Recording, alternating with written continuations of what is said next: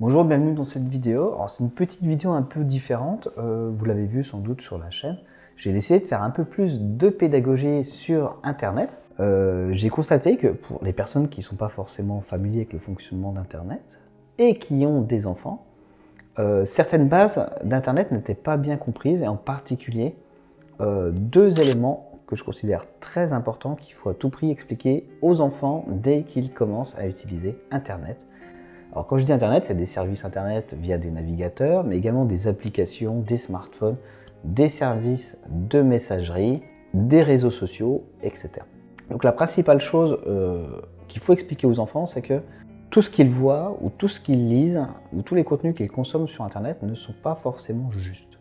Il y a certains contenus qui sont totalement faux. Il y a des contenus qui sont créés par des gens dans un but bien précis, pour vous vendre des choses, pour vous convaincre de choses. Et donc, il faut toujours expliquer à l'enfant qu'il doit avoir un esprit critique, qu'il doit vérifier l'information qu'il voit sur Internet, lui expliquer que les vidéos qu'il consulte sur des applications comme TikTok ou sur des sites comme YouTube peuvent être montées, peuvent être modifiées, peuvent contenir des effets spéciaux, peuvent être fausses, etc. Et donc, il faut prendre Internet plus comme un divertissement et expliquer qu'il faut garder un esprit critique. Donc ça, c'est la première chose à expliquer aux enfants, c'est que ce qu'il y a sur Internet, c'est pas toujours vrai et c'est peut-être même sans doute faux.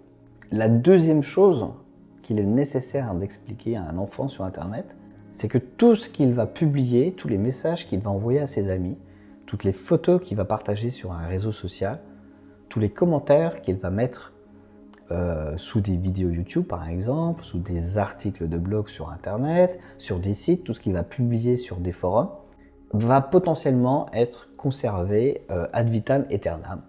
C'est-à-dire que ce que poste sur Internet un enfant pourra être ressorti 20 ou 30 ans après par quelqu'un qui fera les bonnes recherches. Donc tous ces contenus pourront être utilisés à des fins diverses et variées, en particulier à des fins de nuisance, de vengeance, de harcèlement, etc. Et donc ça concerne y compris les messages qu'on envoie sur des messageries dites privées ou cryptées comme WhatsApp, puisque n'importe qui peut faire une capture d'écran d'un contenu qu'on envoie, peut récupérer une image qu'on a envoyée à quelqu'un, et la réutiliser après, la repartager, la publier sans fin.